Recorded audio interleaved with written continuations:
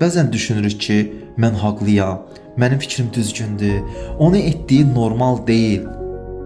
Əslində isə bu düşüncə arxasında gizlənən budur ki, mənim baxış buğucağım yeganə doğrudur. Səncə, qarşı tərəf də öz içində haqlı olduğunu düşünmürmü? Bəlkə də onun yaşantısı, təcrübəsi, acıları və gördükləri onu belə düşünməyə vadar edib. Bəlkə də o da öz gerçəkliyinə görə haqlıdır. Bəlkə də normal dediyin sadəcə sənə öyrədilən bir qəlibdir. Sənə deyiblər ki, belə olanda belə olmaq lazımdır və normalı yaratmısan.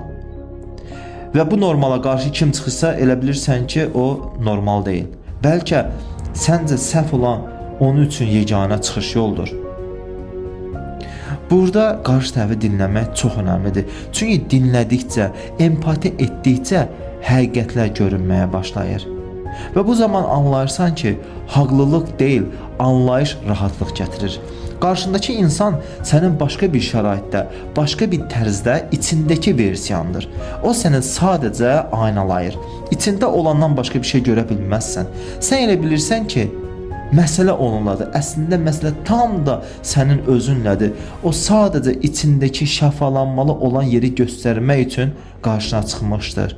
Tam da zamanında qarşına çıxmışdır. Səncə bu dəfə doğrudan da haqlısan, yoxsa sadəcə öz baxışını müdafiə edirsən?